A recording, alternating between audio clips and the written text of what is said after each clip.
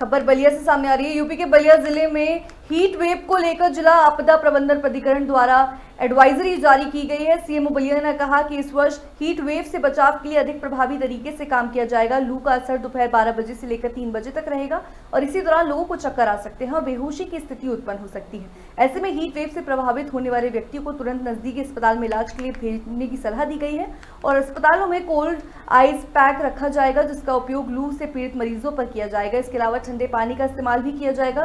किसानों के लिए दिशा निर्देश जारी किए गए हैं। वो अपने खेतों में सुबह 11 बजे से पहले ना जाएं और शाम 4 बजे के बाद ही खेतों में काम करने जाएं। सभी अस्पतालों को लू से संबंधित मामलों में तत्परता से इलाज करने के लिए निर्देश दिए गए हैं।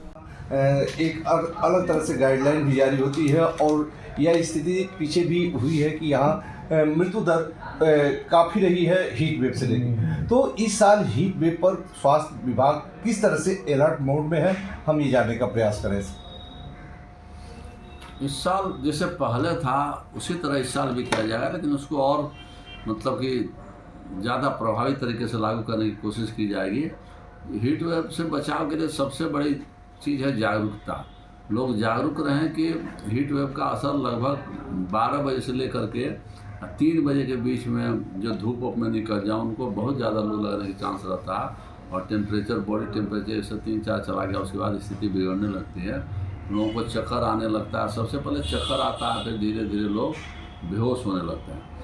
तो लू लगने के बाद नज़दीकी अस्पताल पर लोगों को संपर्क करना चाहिए। वहाँ इलाज में है कि कोल्ड आइस पैक रखा रहता है अस्पतालों में, आइस पैक का यूज़ करें। आइस पैक से शरीर ठंडा होता है और फिर बर्फ़ वगैरह है उसे डालें और पानी पिलाएं और इसका घोल वगैरह की व्यवस्था रहती है।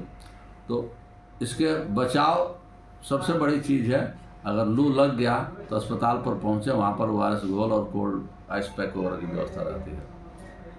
रूरल एरिया में आपके CSC PSC हैं, वहाँ पर किस तरह से व्यवस्था की गई है जहाँ की तत्काल मरीजों को राहत दी जा सके, या फिर वह एक रेफरल सेंटर ही बनकर रह जाएगा? नहीं, रेफरल सेंटर इसके लिए हीट वेव में रेफरल सेंटर की ज़रूरत नहीं है। वहाँ पर सभी अस्पतालों को निर्देश है, कोल्ड रूम भी बना हुआ है।